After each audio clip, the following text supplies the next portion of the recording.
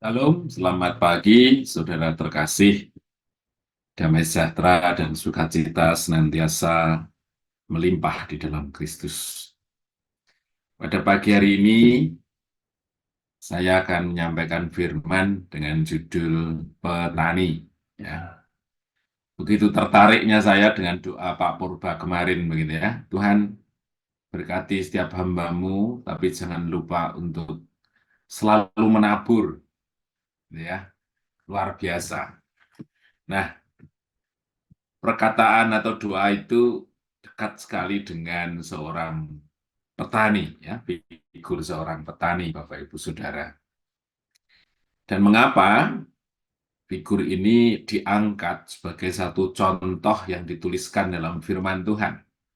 Tentu ada satu maksud, ada sesuatu yang bisa kita pelajari tentang pribadi seorang petani ini. Tidak terkecuali bagi saya, barangkali yang jauh dari dunia pertanian, ataupun Bapak Ibu Saudara yang tinggal di kota, tetapi firman memberikan teladan mengenai figur seorang petani.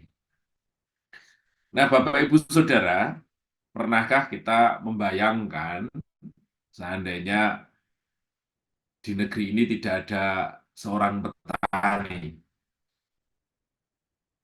Sementara dari kehidupan kita tiap harinya tidak pernah terlepas dari aktivitas makan begitu, dan itu sebagai satu kebutuhan pokok dalam kehidupan kita. Tetapi nyatanya adalah jarang orang yang tertarik untuk menjadi profesi menjadi seorang petani. Ya, kedepannya barangkali firman ini bisa menjadi dasar betapa pentingnya figur seorang petani bagi satu kehidupan kita, tetapi nyatanya kok kita jarang untuk ingin menjadi seorang petani, gitu ya. Nah, firman Tuhan mengangkat kata petani ini dalam perjanjian baru, ya, 2 Timotius 2 ayat 6, seorang petani katanya yang bekerja keras haruslah yang pertama menikmati hasil usahanya. Katanya seorang petani yang bekerja keras, bukan hanya seorang petani yang bekerja, tetapi petani itu hidupnya harus bekerja keras. Tidak hanya dalam upaya mengembangkan upaya dan teorinya, tapi memang tangannya harus bekerja, semangatnya harus ada, dan dia harus terjun langsung dalam berbagai upayanya, baik modalnya, baik niatnya, baik pengharapannya, baik kesabarannya, itu harus terlibat dalam figur seorang petani. Kemudian Yakobus 5 ayat 7, karena itu saudara-saudara, bersabarlah sampai kedatangan Tuhan. Sesungguhnya petani menantikan hasil yang berharga dari tanahnya, menantikan hasil yang berharga dari tanahnya, dan ia sabar sampai telah turun hujan musim gugur dan hujan musim semi.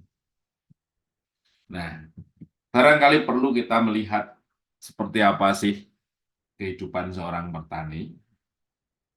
Jadi begitu mereka panen, mereka selalu punya satu sikap untuk menyisihkan hasil panennya, itu untuk tabungannya mempersiapkan benih, Bapak Ibu Saudara. Jadi dia tidak memakan semuanya dari hasil panennya itu.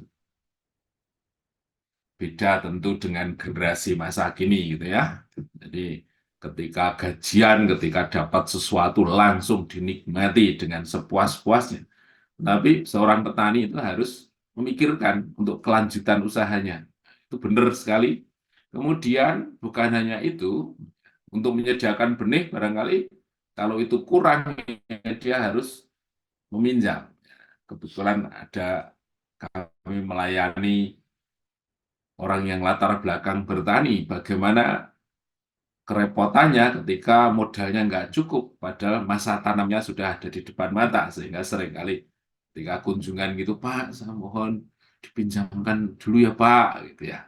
Itu karena begitu pentingnya dia menginvestasikan hartanya untuk mempersiapkan benih, mempersiapkan lahan yang akan ditanami, kemudian mempersiapkan benihnya juga, menabur, menanam benih, merawat tanaman, pupuk, menyemprot, membersihkan rumput, menyangi, dan lain sebagainya. Tidak berhenti di situ, selama perjalanan sampai dia mengalami pertumbuhan, kemudian mulai menunjukkan hasil dengan mengeluarkan apa namanya calon buah sampai dia berbuah, dia harus terus melakukan usahanya. Saya ada sawah sekalipun sedikit gitu ya yang digarap orang itu. Saya melihat bagaimana susahnya tiap malam yang lain tidur, tapi waktunya mereka harus mengaliri sawahnya, dia harus mengurutkan air dari sumber air sampai sawahnya bisa berkilo-kilometer. Ya. Kemudian bagaimana upayanya agar tanaman padinya tidak dimakan oleh burung, oleh walang sangit, belum lagi oleh ancaman tikus, dan lain sebagainya. Jadi itu tidak pernah membuat badannya itu istirahat penuh untuk menikmati malamnya, tetapi dia selalu mempersiapkan energi waktunya untuk merawat tanaman itu. Kemudian baru dia bisa memetik, memanen hasilnya, tetapi yang perlu diingat, seberapa banyak panennya, dia harus kembali berharap kepada Tuhan. Ya, kalau seandainya dia sudah mulai menunjukkan hasil panennya, kena angin, ribut, ya, tidak dapat air, atau kena banjir, ya sudah selesai. Jadi dari awal sampai proses akhirnya, petani itu selain mengupayakan dirinya dengan usaha yang sangat keras, hatinya benar-benar bergantung kepada Tuhan. Hanya kalau kita diajar, kita mengikuti prosesnya, kita menjamin usaha yang kita lakukan sepenuh mungkin, tapi hasilnya berharap pada Tuhan, kita bisa melihat figur seorang petani. Apa yang dapat kita petik dari ayat yang disampaikan firman Tuhan tadi? Petani merupakan contoh seorang yang bekerja keras. Dia tidak hanya berwacana, dia tidak hanya kaya di dalam omongannya, tetapi dia mengerjakan lahannya dengan segala upaya yang bisa dikerjakan. Saya begitu terberkati ketika kami ya mengundang Pak Markus Sabar. Jadi bagaimana Tuhan mentransformasi jemaat itu mengalami kemerdekaan dalam hal ekonomi. Saya pikir jemaatnya itu memiliki lahan yang luas-luas. Ya. Tapi ternyata dia bilang, itu sekitar 70-80% jemaat kami itu lahannya cuma berapa sudah? 1.000 sampai 2.000 meter persegi. Saya ulangi lagi, 1.000 sampai 2.000 meter persegi. Bagi seorang petani itu lahan yang sangat sempit. Tetapi pertanyaannya, mengapa Tuhan melakukan transformasi besar dalam perkara kecukupan berkat? Karena ada usaha yang luar biasa. Untuk dia bekerja keras, dia berharap, dia mengusahakan dengan segenap hati. Nah, itu barangkali bisa menjadikan gambaran, sementara banyak orang yang lahannya barangkali 3.000 meter, 5.000 meter, sehektar pun, dia merasa kok nggak dapat sesuatu ya, kok hasilnya nggak maksimal ya. Perlu kita mengkoreksi diri, gitu ya. Jadi untuk seorang petani pada umumnya di negeri kita yang lahannya sangat terbatas, gitu ya. Jangan kita membayangkan kayak di Eropa, di Amerika, gitu ya, seorang petani lahannya sampai puluhan hektar, bahkan ada ratusan hektar, gitu ya, semua dengan mekanisasi. Tapi petani kita lahannya sempit, itu semua harus dikerjakan dengan tangannya sendiri. Ketika sejak awal dia hanya nyuruh orang, akhirnya harus ditombok. Ya. Untuk lahan 1.000 meter, barangkali hasilnya cuma 12 karung. Kalau itu dirupiahkan beras dalam masa 4 bulan itu, mungkin hanya sekitar 4,5 sampai 5 juta saja.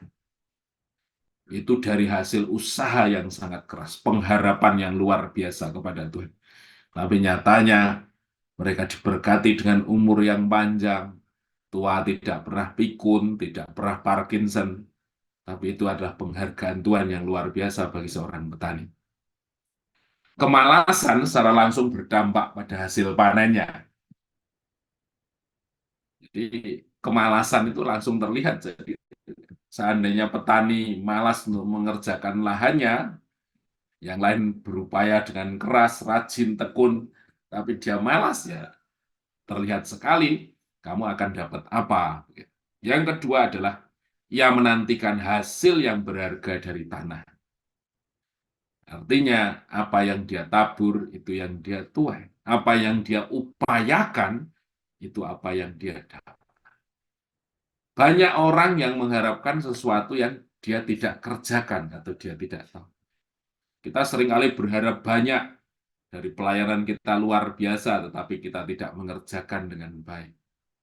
Kita mengharapkan berkat melimpah, tetapi kita menggenggam tangan kita. Itu firman Tuhan menegur kita bahwa petani itu menantikan hasil yang berharga dari tanah. Yang terakhir, ia sabar sampai telah turun hujan musim gugur dan musim musim. Dia melakukan dengan apa yang harus dikerjakan, tetapi dia berharap penuh tangan Tuhan turun mengambil bagiannya di dalam hidup. Jadi bukan hanya petani itu mengandalkan dirinya sendiri, berjuang dengan upayanya, tetapi hatinya terus berharap kepada Tuhan. Nah, ini adalah satu teladan bagi kita, Bapak Ibu Saudara, bagaimana firman Tuhan menyingkapkan dengan jelas seorang petani yang tidak lain tidak bukan mengajarkan kepada kita bagaimana kita harus bersikap di dalam setiap langkah hidup kita. Terpujilah nama Tuhan.